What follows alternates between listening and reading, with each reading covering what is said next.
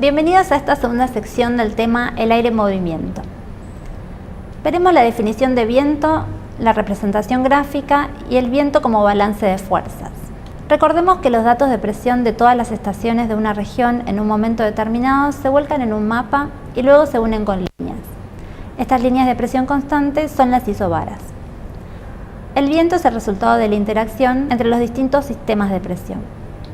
El aire se mueve en todas las direcciones. Al movimiento horizontal se lo denomina viento. El movimiento vertical del aire tiene un rol importante en los fenómenos tales como tormentas y turbulencias, pero para los fines de la observación meteorológica, la meteorología sinóptica y el pronóstico, nos interesa el movimiento del aire en la superficie horizontal. Entonces vamos a enfocarnos a describir el movimiento del aire en este plano horizontal. El movimiento del aire se origina entre dos puntos en una superficie o altura constante, cuando se establece una diferencia de presión. Esta diferencia de presión está relacionada con la separación de los sistemas. Cuanto mayor sea la diferencia de presión, más intenso será el viento.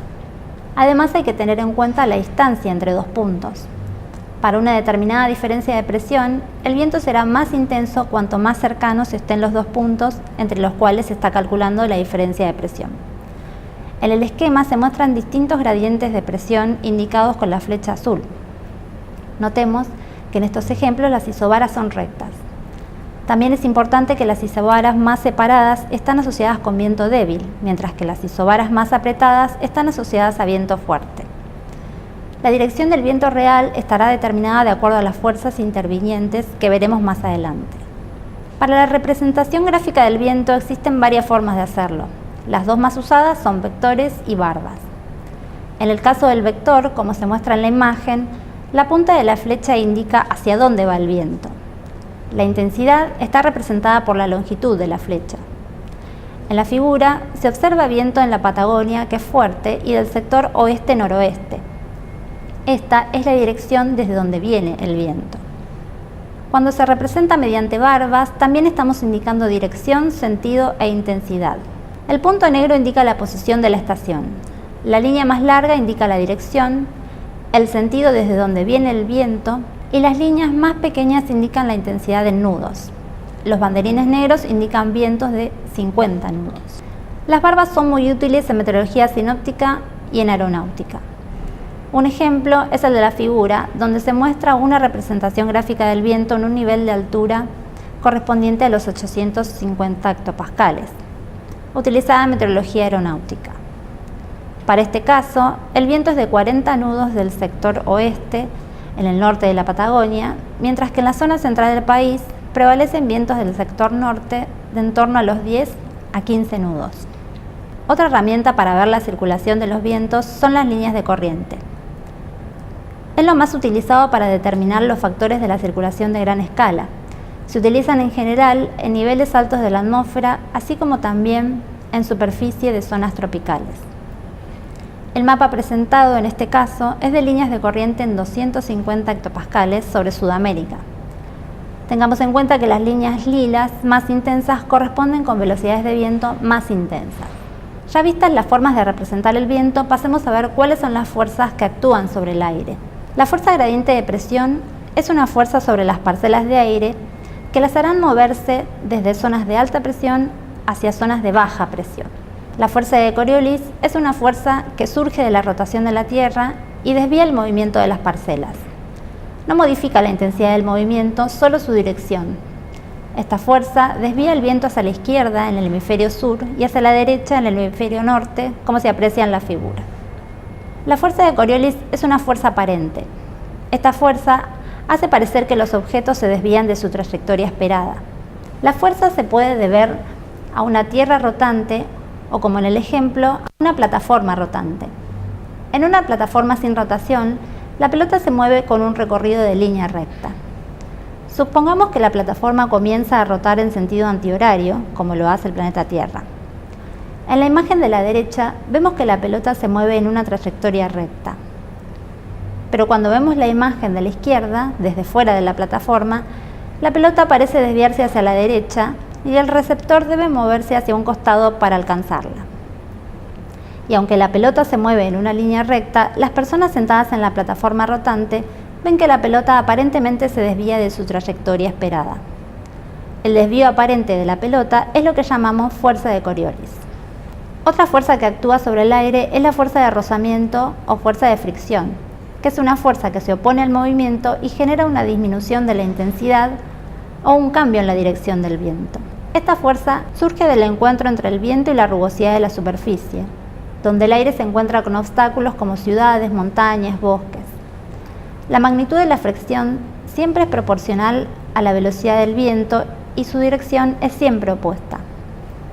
La figura muestra la variación del viento con la altura. Las flechas de mayor longitud indican una mayor intensidad del viento. Una última fuerza influye sobre el aire, es la fuerza centrífuga. Es una fuerza aparente que aleja a las parcelas del aire del centro de movimiento o centro de presión. Esta fuerza aparente cambia la dirección del viento, pero no su intensidad. Empuja al aire alejándolo del centro de curvatura, como se muestra en la figura. La atmósfera es un sistema que busca el equilibrio entre las fuerzas interactuantes. Cuando el movimiento del aire se aproxima a partir del balance de fuerza de rotación terrestre y la fuerza gradiente de presión, el flujo resultante recibe el nombre de viento geostrófico. Es importante destacar que esta aproximación no tiene en cuenta la fricción ni las aceleraciones centrífugas. Por lo tanto, el equilibrio geostrófico tiene en cuenta exclusivamente las fuerzas de presión y la de Coriolis. El viento geostrófico tiene en cuenta las siguientes aproximaciones: isobaras rectas y paralelas, movimiento horizontal sin fricción, una atmósfera de flujo homogéneo y continuo, y el equilibrio entre las fuerzas gradiente de presión y Coriolis. En un comienzo, la fuerza gradiente de presión es perpendicular a la fuerza de Coriolis, siendo la fuerza gradiente de presión mucho mayor. A medida que el aire se acelera en respuesta a la fuerza gradiente de presión, su velocidad aumenta, con lo cual también aumenta la fuerza de Coriolis, que luego desvía el aire aún más hacia la derecha o hacia la izquierda según el hemisferio. Cuando finalmente la magnitud de las dos fuerzas es igual, se mantienen en equilibrio y crean un flujo casi paralelo a las isobaras. ¿Qué pasa cuando interviene el efecto de la fricción del viento? Se produce un nuevo balance, ahora entre tres fuerzas que actúan sobre el aire, y como resultado el viento cruza las isobaras. Se rompe el balance geostrófico y esta aproximación deja de ser real, como se muestra en la figura. En el esquema vemos que la velocidad del viento resulta menor debido a la fricción y deja de ser paralelo a las isobaras porque la fuerza de Coriolis disminuye. La fuerza de Coriolis se mantiene perpendicular al movimiento y hacia la izquierda del movimiento en el hemisferio sur. La fuerza de fricción se opone siempre al viento. Veamos ahora qué ocurre en los centros de presión. El movimiento del aire adquiere características particulares en los llamados centros de presión. Los centros de baja presión, también llamados ciclones, depresiones o simplemente bajas, son sistemas de isobaras concéntricas y cerradas, con la presión disminuyendo hacia el centro. Los vientos son convergentes en superficie y ascendentes, y giran en el sentido de las agujas del reloj en el hemisferio sur y al inverso en el norte. Lo contrario ocurre en los centros de alta presión, anticiclones o altas, que son áreas de isobaras cerradas concéntricas donde la presión atmosférica disminuye del centro hacia la periferia. Los vientos son descendentes y divergentes en superficie. El movimiento del aire, al ser convergente en superficie, lo fuerza a ascender y, en consecuencia, a disminuir su temperatura, dando lugar a formación de nubes por condensación y posibles lluvias. Por eso se asocia a las bajas presiones con mal tiempo. En este caso, no se producen nubes y están asociados por lo general a buen tiempo.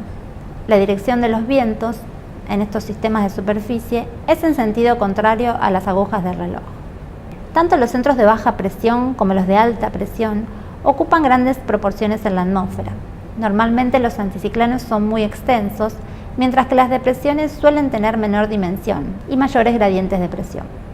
Hablemos un poco de las circulaciones locales. La brisa de mar y de tierra son vientos locales generados por el calentamiento diferencial entre dos superficies distintas, la tierra y el mar. Durante el día, la tierra tiene la característica de calentarse mucho más que el mar, creando la brisa de mar, tal como lo podemos ver en la imagen. La circulación de la brisa de mar se muestra en la figura. El aire entra a la costa en superficie como brisa de mar, en donde se calienta al contacto con el suelo y asciende.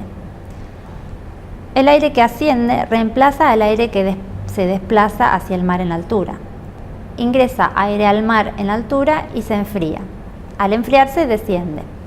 El aire que desciende regresa hacia la costa en superficie como brisa de mar. Por la noche, la Tierra tiene la característica de enfriarse mucho más rápido que el mar, creando la brisa de tierra como se muestra en la figura. Esta circulación está caracterizada por un enfriamiento intenso en la superficie continental, mientras que el mar prácticamente no varía su temperatura. Luego se generan descensos en tierra y ascensos en el mar, que dan lugar en superficie a la brisa de tierra. Cuanto mayor sea la diferencia de temperatura entre las superficies, más intensa será la brisa asociada. La brisa de valle es una circulación de vientos locales que surge, al igual que la brisa mar-tierra, del calentamiento diferencial entre superficies, siendo en este caso las superficies de las montañas. Durante la mañana, cuando el sol incide sobre la orografía, las laderas se calientan más rápido que la cima, generando aire cálido que asciende, generando luego la brisa de valle. Suelen estar asociadas con la formación de cúmulos por la tarde, como se muestra en la figura de la izquierda. Durante la noche, las laderas de la montaña se enfrían más rápido que los valles. El aire cercano a la ladera se enfría y desciende como un drenaje de aire frío. Este drenaje recibe el nombre de brisa de montaña, como se muestra en la figura de la derecha. Esto es todo por la presentación. No olviden complementar este y otros temas de meteorología con los materiales de lectura a su disposición.